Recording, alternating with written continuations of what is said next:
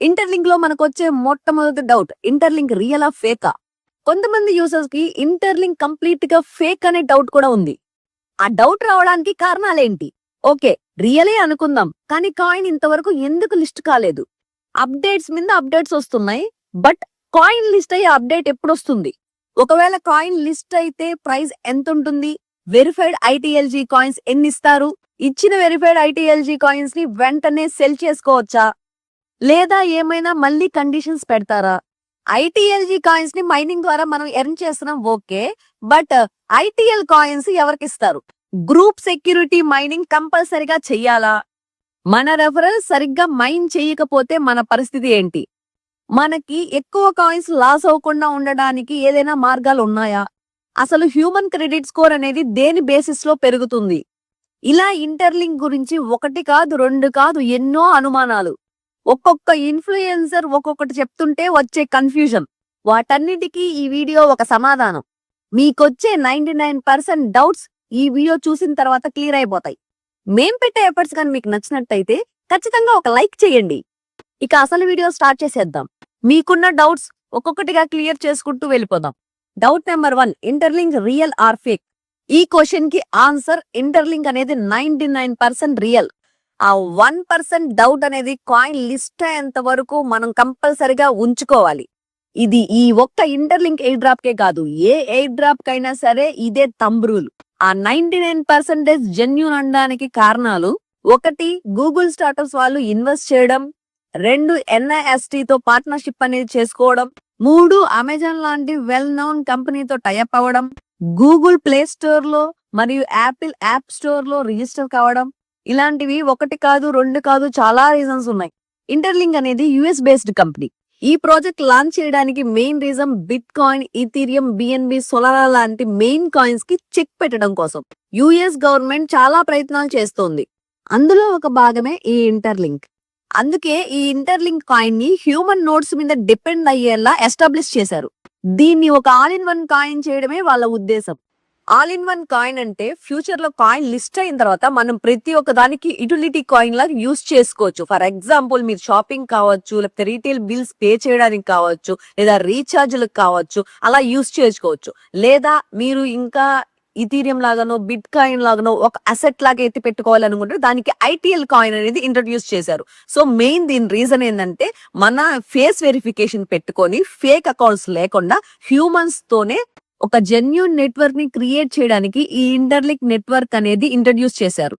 So ఈ కారణాలన్నిటి వలన ఇది 99% జెన్యూన్ ప్రాజెక్ట్ అని నమ్మచ్చు. మరి కొంతమంది యూజర్స్ ఈ కాయిన్స్ ని 100% ఫేక్ అని అనుకోవడానికి రీజన్ ఏంటంటే, కాయిన్ ఇప్పటి వరకు లిస్ట్ కాకపోవడం. మరి డాక్స్ కాయిన్ 3 months లో లిస్ట్ అయింది, మేజర్ కాయిన్ 7 months లో లిస్ట్ అయింది, నోట్ పే అండ్ గేమి 8 months లో లిస్ట్ అయిపోయాయి. ఆఖరికి హ్యామ్స్టర్ కూడా 9 months తర్వాత లిస్ట్ అయిపోయింది. ఇంటర్లింక్ ఎందుకు లేట్ అవుతుంది? ఈ రీజన్స్ వల్లనే చాలా మంది యూజర్స్ దీన్ని ఫేక్ అనుకుంటున్నారు. ఇప్పుడు నేను చెప్పిన కాయిన్స్ అన్ని మీమ్ కాయిన్స్, అంటే 2020 మ్యాచ్ లాంటివి. త్వరగా లిస్ట్ అయిపోతాయి, కానీ తక్కువ ప్రైస్ కి లిస్ట్ అవుతాయి. ఇంటర్లింక్ అనేది మెయిన్ కాయిన్, అంటే పెద్ద కాయిన్. సో లిస్ట్ అవడానికి కొంచెం ఎక్కువ టైం పడుతుంది.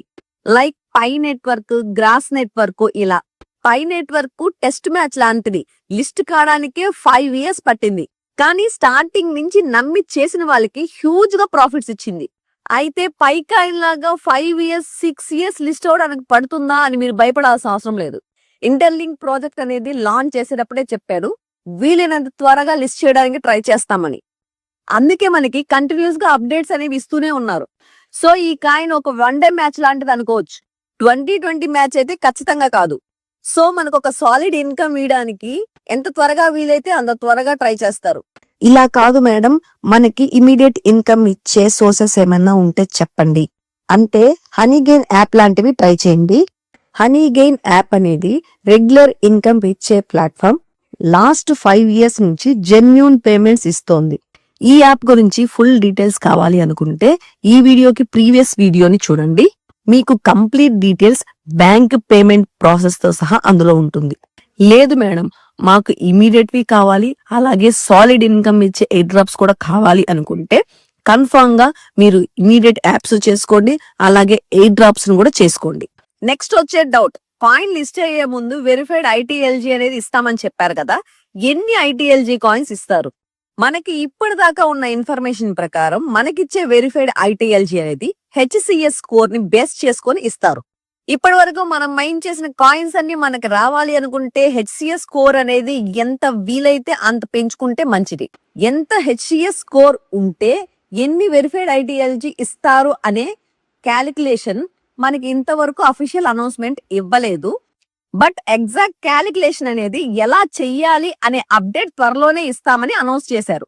సో మనకి త్వరలోనే ఎన్ని వెరిఫైడ్ ఐటీఎల్జీ కాయిన్స్ వస్తాయనే క్లారిటీ వచ్చేస్తుంది.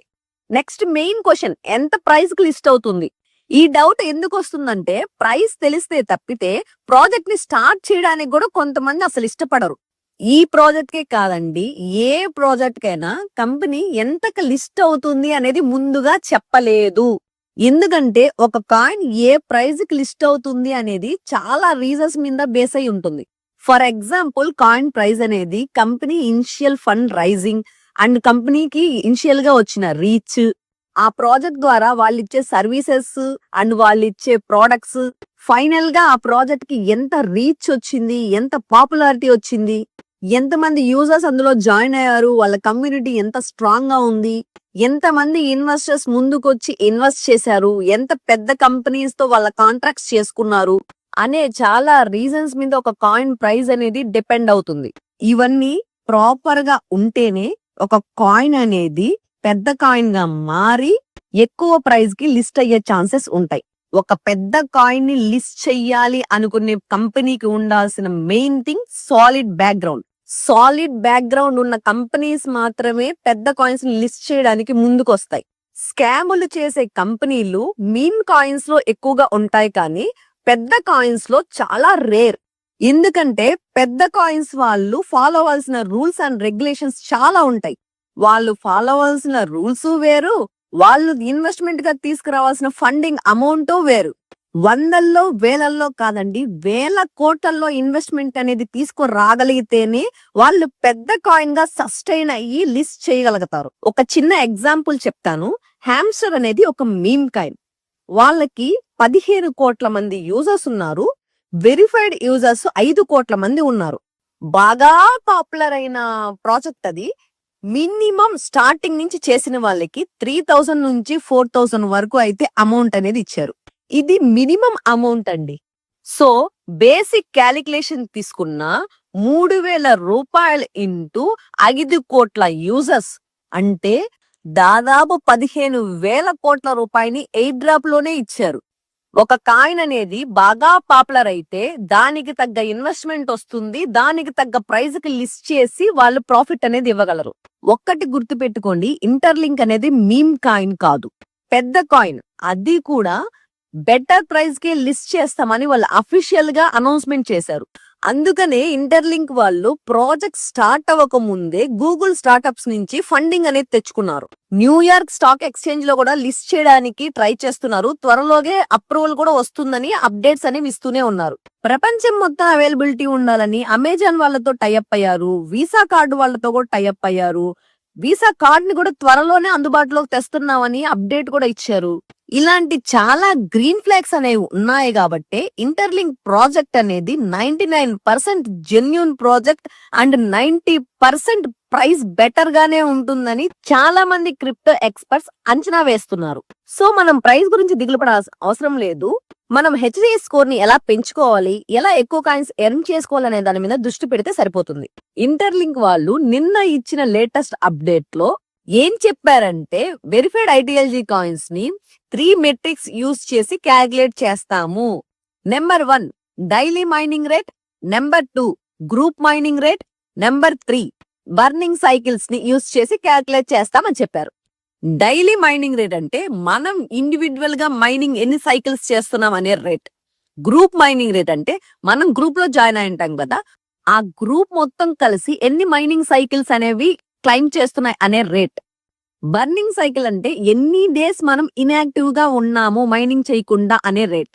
సో ఈ 3 మనకి చాలా ఇంపార్టెంట్. వీటిని బేస్ చేసుకొని మనకి ఎన్ని వెరిఫైడ్ ఐటీఎల్జీ కాయిన్స్ వస్తాయి అనేది డిపెండ్ అయి ఉంటుంది. ఇప్పుడు మనం యూజ్ చేస్తున్న ఇంటర్లింక్ యాప్ వర్షన్ 4.0.2 త్వరలోనే 4.0.5 వర్షన్ అనేది అప్డేట్ చేస్తారు. అప్డేట్ అయినప్పటి నుంచి ఈ 3 మెట్రిక్స్ అనేది మనం డే టు డే యాప్ లోనే చెక్ చేసుకోవచ్చు. ఇప్పుడు చాలా మందికి ఇంకో అసలు డౌట్ మొదలవుతుంది. వచ్చిన వెరిఫైడ్ ఐటీఎల్జీ కాయిన్స్ మొత్తం లిస్ట్ అయిన వెంటనే అమ్ముకోవచ్చా? 100% కాయిన్స్ ని అమ్ముకోవడానికి అలో చేస్తారా, లేదా ఏదైనా కండిషన్స్ పెడతారా? ఈ క్వశ్చన్ కి ఆన్సర్ మీరు తెలుసుకోవాలి అనుకుంటే కంపెనీ పాయింట్ ఆఫ్ వ్యూ ఏంటో మీరు తెలుసుకోగలగాలి. కంపెనీ పాయింట్ ఆఫ్ వ్యూ ఎలా ఉంటుందో ఇప్పుడు చెప్తాను, వినండి. ఇప్పుడు వాళ్ళు 100% కాయిన్స్ ని అమ్ముకోవడానికి అలో చేశారే అనుకోండి, మనం వెంటనే 100% కాయిన్స్ ని అమ్మేస్తాం. కంపెనీ కాయిన్ ప్రైస్ ఎక్కడో ఉండాల్సింది ఎక్కడికో వచ్చి పడుతుంది. ఆ తర్వాత వాళ్ళ కంపెనీని క్లోజ్ చేసుకొని ఇంటికి వెళ్ళాలి. ఎందుకంటే మైన్ చేసే మనం అందరం కూడా ఇమ్మీడియట్ ప్రాఫిట్ గురించి ఆలోచిస్తాం, లాంగ్ టర్మ్ ఇన్వెస్ట్మెంట్ గురించి ఆలోచించాం. సో లిస్ట్ అయిన వెంటనే అన్ని కాయిన్స్ అమ్మేయడానికే ట్రై చేస్తాం. ఒక కంపెనీకి కాయిన్ లిస్టింగ్ అనేది ప్రారంభం కానీ ముగింపు కాదు. అందువల్ల కంపెనీని లాంగ్ టర్మ్ సక్సెస్ఫుల్ గా రన్ చేయడం కోసం మనకి కొన్ని రెస్ట్రిక్షన్స్ అనేవి పెడతారు. ఇది ఒక ఇంటర్లింక్ కాయిన్ కే కాదండి, మాక్సిమం సక్సెస్ఫుల్ కాయిన్స్ అన్నిటికీ ఇలాగే రెస్ట్రిక్షన్స్ అనేవి పెడుతున్నారు. యూజర్స్ ని లాంగ్ రన్ లో రిటైన్ చేయడం కోసం కొన్ని రెస్ట్రిక్షన్స్ పెడతారని చెప్పాను కదా, అవి ఎలా ఉంటాయంటే నాకున్న అనుభవం ప్రకారం ఒక ఎగ్జాంపుల్ చెప్తాను. ఇంటర్లింక్ వాళ్ళు హెచ్సిఎస్ స్కోర్ అనేది ఇచ్చినట్టే బాండెక్స్ అనే ఎయిర్ డ్రాప్ వాళ్ళు బాండెక్స్ స్కోర్ అనేది ప్రొవైడ్ చేశారు. లిస్టింగ్ అయ్యాక మనకున్న బాండెక్స్ స్కోర్ ప్రకారం డైలీ ఇన్ని కాయిన్స్ అని రిలీజ్ చేస్తూ వచ్చారు. వాళ్ళు రిలీజ్ చేసిన కాయిన్స్ ని మనం వాలెట్ లోకి తీసుకొని సెల్ చేసుకునే దానికి అవైలబిలిటీ ఇచ్చారు. దాని వలనే హ్యూమన్ క్రెడిట్ స్కోర్ అనేది చాలా ఇంపార్టెంట్. దాన్ని ఎక్కువగా పెంచుకోండి, బర్నింగ్ సైకిల్స్ అనేవి ఎక్కువగా లేకుండా చేసుకోండి అని మళ్ళీ మళ్ళీ చెప్తున్నాం. ఇంకో విషయం అండి, మీకు ఇచ్చిన ఐటీఎల్జీ కాయిన్స్ ని స్టేకింగ్ లో పెట్టి ఐటీఎల్ కాయిన్ ని ఎర్న్ చేసుకోండి అనే చెప్పే అవకాశం కూడా ఉంది. యూజర్స్ ని లాంగ్ రన్ లో రిటైన్ చేయడం కోసం ఇలాంటి కండిషన్స్ పెట్టే ఛాన్సెస్ ఎక్కువగా ఉన్నాయి. యూజర్స్ కాయిన్ ని స్టేకింగ్ లో పెట్టడం వల్ల మార్కెట్ లో కాయిన్ అవైలబిలిటీ అనేది తగ్గిపోతుంది. ఎప్పుడైతే కాయిన్ అవైలబిలిటీ అనేది తగ్గిపోతుందో ఆటోమేటిక్ గా కాయిన్ ప్రైస్ అనేది ఇంక్రీజ్ అయిపోతుంది. సో ఫ్యూచర్ లో యూజర్స్ ఎంత మంది స్టేకింగ్ ఆప్షన్ అనేది తీసుకుంటారో దాన్ని బట్టి కాయిన్ ప్రైస్ అనేది అన్ని రెట్లు ప్రైస్ ఇంక్రీజ్ అయ్యే ఛాన్స్ ఉంది. సో ఒకవేళ ఇంటర్లింక్ కాయిన్ అనేది స్టేకింగ్ ఆప్షన్ అనేది ఫ్యూచర్ లో ఇస్తే స్టేక్ చేసిన యూజర్స్ కి ఎక్కువ రిటర్న్స్ ని ఆఫర్ చేస్తారు. అలాగని ఇమ్మీడియట్ గా అమ్మే వాళ్ళకి తక్కువ వస్తుందని కాదు, కాయిన్స్ ని స్టేక్ చేసి వెయిట్ చేసి అమ్ముకునే వాళ్ళకి ఇమ్మీడియట్ గా అమ్ముకునే వాళ్ళకంటే కొంచెం ఎక్కువ వస్తుంది. నెక్స్ట్, ఇప్పుడు న్యూగా అండ్ లేటెస్ట్ గా జాయిన్ అయిన యూజర్స్ కి కామన్ గా వచ్చే డౌట్ ఏంటంటే గ్రూప్ సెక్యూరిటీ మైనింగ్ అనేది కంపల్సరీగా చెయ్యాలా అని చాలా మెంబర్స్ అడుగుతున్నారు. దీనికి సమాధానం అవునండి, గ్రూప్ సెక్యూరిటీ మైనింగ్ అనేది కన్ఫర్మ్ గా చేయాలి. మీరు ఇండివిడ్యువల్ మైనింగ్ చేస్తున్నా సరే, ఎవరికి రెఫర్ చెయ్యకపోయినా పర్వాలేదు, కానీ ఒక గ్రూప్ అనేది క్రియేట్ చేసి సెక్యూరిటీ మైనింగ్ అనేది చేయాలి. మేడం, మేము గ్రూప్ అనేది క్రియేట్ చేయలేదు, వేరే వాళ్ళు క్రియేట్ చేసిన గ్రూప్ లో జాయిన్ అయ్యి సెక్యూరిటీ మైనింగ్ అనేది చేస్తున్నాము అని కొంతమంది అడుగుతున్నారు. ఓకే అండి, పర్వాలేదు, మీరు గ్రూప్ క్రియేట్ చేయకపోయినా పర్వాలేదు, వేరే వాళ్ళ గ్రూప్ లో జాయిన్ అయ్యి మైనింగ్ చేస్తున్నా చాలు. అది కూడా గ్రూప్ సెక్యూరిటీ మైనింగ్ చేస్తున్నట్టే లెక్క. సెక్యూరిటీ గ్రూప్ మైనింగ్ అంటే ఏం లేదండి, చాలా సింపుల్. మీరు క్రియేట్ చేసిన గ్రూప్ లో అయినా లేదా వేరే వాళ్ళు క్రియేట్ చేసిన గ్రూప్ లో అయినా జాయిన్ అయ్యి మీ గ్రూప్ లో అట్లీస్ట్ 3 మెంబర్స్ యాక్టివ్ లో ఉండి రోజుకు ఒక్కసారైనా మైనింగ్ అనేది చేస్తే సరిపోతుంది. మీ గ్రూప్ సెక్యూర్ గా ఉంటుంది. ఇక్కడ వచ్చే ఇంకో ప్రాబ్లం ఏంటంటే, మేడం మేము యాక్టివ్ గానే మైనింగ్ చేస్తున్నాము, కానీ అదర్ మెంబర్స్ యాక్టివ్ గా లేరు. అదర్ మెంబర్స్ యాక్టివ్ గా ఉండేది లేనిది మన చేతుల్లో ఉండేది కాదు. కాబట్టి ఆల్రెడీ మన ఫ్యామిలీ మెంబర్స్ తో ఒక గ్రూప్ అనేది క్రియేట్ చేసుకొని ఉంటే అట్లీస్ట్ వాళ్ళని యాక్టివ్ గా ఉండమని చెప్తే సరిపోతుంది. అట్లీస్ట్ ఒక గ్రూప్ అయినా మనకి సెక్యూర్ గా ఉంటే సరిపోతుంది. మనం 3 గ్రూపుల్లో ఉన్నా 4 గ్రూపుల్లో ఉన్నా డైలీ ఓన్లీ ఒక గ్రూప్ నుంచే మనం కాయిన్స్ ని కలెక్ట్ చేసుకోగలం. కాబట్టి ఒక గ్రూపునైనా సెక్యూరిటీగా ఉంచుకుంటే సరిపోతుంది. వేరే గ్రూప్ వాళ్ళు ఇన్యాక్టివ్ గా ఉన్నా మనకి ఎటువంటి ఇబ్బంది ఉండదు. నెక్స్ట్, ఇంకో ఇంపార్టెంట్ డౌట్, మన రెఫరల్స్ ఇన్యాక్టివ్ గా ఉండడం వల్ల మన కాయిన్స్ కి ఎంత ఎఫెక్ట్ అవుతుంది? మనం డైరెక్ట్ గా రెఫరల్ చేయడం వల్ల 500 కాయిన్స్ అనేది వస్తాయి. అలాగే ఇండైరెక్ట్ రెఫరల్ అంటే మనం రెఫరల్ చేసిన వాళ్ళు ఇంకెవరికైనా రెఫరల్ చేస్తే వాళ్ళ దగ్గర నుంచి 250 కాయిన్స్ అనేవి మనకి యాడ్ అవుతాయి. దాని తర్వాత వాళ్ళు రెగ్యులర్ గా మైనింగ్ చేస్తూ ఉండడం వలన మన యాక్టివ్ హెచ్పిపి అనేది పెరుగుతుంది. అలాగే హెచ్సిఎస్ స్కోర్ కూడా పెరుగుతుంది. యాక్టివ్ హెచ్పిపి పెరగడం వలన మనం డైలీ మైనింగ్ చేస్తుంటాం కదా, ఆ మైనింగ్ సెషన్స్ లో నెంబర్ ఆఫ్ కాయిన్స్ అనేవి పెరుగుతాయి. ఇప్పుడు ఒకవేళ మన రెఫరల్స్ ఇన్యాక్టివ్ గా ఉన్నారంటే ఏం జరుగుతుందంటే, ఫర్ ఎగ్జాంపుల్ వాళ్ళు 2 రోజులు 3 రోజులు ఇన్యాక్టివ్ గా ఉన్నారనుకోండి, మన యాక్టివ్ హెచ్పిపి అనేది తగ్గిపోతుంది. దాని వలన మనకి రెగ్యులర్ గా వచ్చే మైనింగ్ సెషన్స్ కాయిన్స్ అనేది వాళ్ళ ద్వారా వచ్చిన మైనింగ్ పవర్ అనేది ఉంటుంది కదా, అది తగ్గిపోయి మనకి తక్కువ కాయిన్స్ క్లెయిమ్ అవ్వడం జరుగుతుంది. రెండోది ఏంటంటే మన హెచ్సిఎస్ స్కోర్ అనేది, అంటే వాళ్ళ ద్వారా వచ్చుంటది కదా మనకి హెచ్సిఎస్ స్కోర్, అది మినిమల్ పర్సంటేజ్ లో తగ్గుతూ వస్తుంది. అండ్ వాళ్ళ ద్వారా మనకు వచ్చుంటాయి కదా 500 coins and 250 coins first sign up చేసినప్పుడు వాళ్ళు ఇలా ఇన్యాక్టివ్ లో ఉండడం వలన ఆ కాయిన్స్ అనేటివి కూడా తగ్గిపోయే అవకాశం ఉంది. మనం రెఫర్ చేసిన వాళ్ళు ఒక 5 days వారం రోజులు 10 days లో ఇన్యాక్టివ్ గా ఉండడం వలన మనకు వచ్చిన 500 కాయిన్స్ 250 కాయిన్స్ అనేవి డిలీట్ అయిపోవు. వాళ్ళు కంప్లీట్ గా ఇన్యాక్టివ్ గా ఉండటం వలన వాళ్ళ కాయిన్స్ కూడా తగ్గిపోతూ వస్తాయి. అలా తగ్గిపోతూ వచ్చి వాళ్ళ అకౌంట్ లో కాయిన్ బ్యాలెన్స్ అనేది 0కి రీచ్ అయినప్పుడు వాళ్ళు మన రెఫరల్ కోడ్ యూస్ చేసి సైన్ అప్ చేసినప్పుడు వచ్చిన 500 కాయిన్స్ లేదా 250 కాయిన్స్ ఏదైతే ఉన్నాయో అవి కూడా 0 అయిపోయి డిలీట్ అయిపోతాయి. సో అలా డిలీట్ అవ్వకుండా ఉండాలంటే వాళ్ళు డైలీ మైనింగ్ అనేది చెయ్యకపోయినా సరే కనీసం వాళ్ళకు గుర్తొచ్చినప్పుడైనా యాక్టివ్ గా ఉండమని చెప్పని రిక్వెస్ట్ చేయాలంతే. అంతకు మించి మనం చేయగలిగింది కూడా ఏమీ లేదు.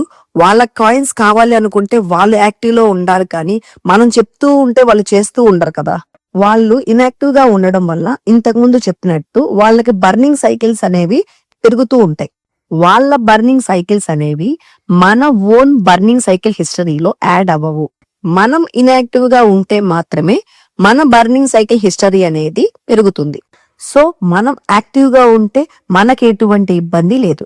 సో రెఫరల్స్ అనే వాళ్ళు ఇన్యాక్టివ్ గా ఉండడం వల్ల మన బర్నింగ్ హిస్టరీకి ఏమి ఇబ్బంది లేదు, కానీ వాళ్ళ ద్వారా వచ్చిన యాక్టివ్ హెచ్పిపి అండ్ వాళ్ళ ద్వారా వచ్చిన 500 కాయిన్స్ 250 కాయిన్స్ ఏవైతే ఉన్నాయో అవి తగ్గిపోతాయి. సో ఈ రెండు మాత్రమే రెఫరల్స్ ఇన్యాక్టివ్ గా ఉండడం వల్ల మనకు వచ్చే ఫైనల్ ఎఫెక్ట్. మరో ఇంపార్టెంట్ విషయం అండి, మీరు ఇంటర్లింక్ యాప్ లో సైన్ అప్ చేసుకున్న తర్వాత వాలెట్ అనేది క్రియేట్ చేసుకొని యాప్ కి లింక్ చేస్తారు కదా, ఆ వాలెట్ క్రియేట్ చేసుకునేటప్పుడు మీకు బ్యాకప్ అనే ఆప్షన్ ఉంటుంది. అప్పుడు మీరు బ్యాకప్ మీద క్లిక్ చేసి 12 words కీ అనేది వాళ్ళు ప్రొవైడ్ చేస్తారు. దాన్ని జాగ్రత్తగా రాసి పెట్టుకోండి, లేదా జీమెయిల్ కు ఎక్కడైనా సెండ్ చేసుకొని సేవ్ చేసి పెట్టుకోండి. ఒక్కసారి ఆ వాలెట్ కీ పోయిందంటే మళ్ళీ మనకి వాలెట్ అనేది యాక్సెస్ చేయలేము. దాని ద్వారా వచ్చిన హెచ్సిఎస్ స్కోర్ కూడా మీకు పోతుంది. సో వాలెట్ కీ బ్యాకప్ అనేది చాలా ఇంపార్టెంట్. ఒకవేళ మీరు క్రియేషన్ అప్పుడు ఏదైనా వాలెట్ కీని బ్యాకప్ చేసుకోవడం మర్చిపోయి ఉంటే మీకు ఆల్రెడీ వాలెట్ అనేది ఓపెన్ చేసిన తర్వాత పైన వాలెట్ 1 అనే ఆప్షన్ ఉంటది. ఆ ఆప్షన్ దగ్గర క్లిక్ చేయండి. క్లిక్ చేశాక కింద ఆప్షన్ వస్తుంది, add wallet or manage wallet అని వస్తుంది. అక్కడ క్లిక్ చేయండి. అక్కడ క్లిక్ చేసిన తర్వాత మీ సెక్యూరిటీ అనే ఆప్షన్ వస్తుంది. అక్కడ క్లిక్ చేయండి. క్లిక్ చేసిన వెంటనే మీరు బ్యాకప్ కీ అనేది క్లిక్ చేసుకొని అక్కడ ఒక కీ కనిపిస్తుంది, దాన్ని కాపీ చేసుకొని పేస్ట్ చేసుకోండి. అదే మీ కీ అవుతుంది. ఈ 12 words కీ ఉన్న ఒకటే, లేకపోతే ఆ బ్యాకప్ కీ అనేది ఉన్న ఒకటే. సో ఈ కీని బ్యాకప్ చేసుకుంటే రేపు మీకు వాలెట్ అనేది డిలీట్ అయిపోయినా సరే మళ్ళీ ఇంపోర్ట్ ఆప్షన్ క్లిక్ చేసి మీరు వాలెట్ ని ఇంపోర్ట్ చేసుకోవచ్చు. మీ ఓల్డ్ అకౌంట్ మీకు రీస్టోర్ అవుతుంది. అంతేకాకుండా మీరు రేపు వేరే మొబైల్లో రీస్టోర్ చేసుకోవాలనుకున్నా ఈ కీని యూజ్ చేసి మీరు వేరే మొబైల్లో కూడా రీస్టోర్ చేసుకోవచ్చు. ఆల్మోస్ట్ మీకున్న డౌట్స్ అన్ని కూడా ఈ వీడియోతో 99% వరకు క్లియర్ అయిపోతాయి అనుకుంటున్నాం. మనం చేయాల్సిందల్లా ఇంటర్లింక్ యాప్ లో మైనింగ్ చేస్తూ యాక్టివ్ హెచ్పిపిని మెయింటైన్ చేస్తూ హెచ్సిఎస్ స్కోర్ ని ఇంప్రూవ్ చేసుకుంటూ ఉండాలి. ఇంటర్లింక్ వాళ్ళు ఇచ్చే రెగ్యులర్ అప్డేట్స్ ని టైం టు టైం ఫాలో అవుతూ ఉంటే సరిపోతుంది. మీకు ఎటువంటి డౌట్స్ వచ్చినా సరే కమెంట్ లో మెన్షన్ చేయండి. మీకు వాటి గురించి క్లియర్ గా చెప్పడానికి ట్రై చేస్తాం. మన ఛానల్ ని సబ్స్క్రైబ్ చేసుకొని రెగ్యులర్ గా ఫాలో అయ్యే వాళ్ళందరికీ మన కంటిన్యూ సపోర్ట్ అనేది ఉంటుంది. లేటెస్ట్ అప్డేట్స్ అనేవి ఎప్పటికప్పుడు పోస్ట్ చేస్తూనే ఉంటాము. ఇంటర్లింక్ ప్రాజెక్ట్ లిస్ట్ అయ్యే వరకు అండ్ లిస్ట్ అయిన తర్వాత కూడా ఏం చేయాలి, ఎలా చేయాలి అనేది కంటిన్యూడ్ అప్డేట్ అనేది మన ఛానల్లో వస్తూనే ఉంటాయి. ఈ వీడియోలో మేం చెప్పిన దాంట్లో మీకు ఏ డౌట్ క్లియర్ అయిందో టైం స్టాప్ మెన్షన్ చేసి కమెంట్ చేయండి. మేం పెట్టే ఎఫర్ట్స్ వర్త్ అనిపిస్తే ఈ వీడియోని లైక్ చేసి మన ఛానల్ ని సబ్స్క్రైబ్ చేసుకోండి. అలాగే లేటెస్ట్ అప్డేట్స్ కోసం నోటిఫికేషన్ బెల్ ని ఆన్ చేసి పెట్టుకోండి.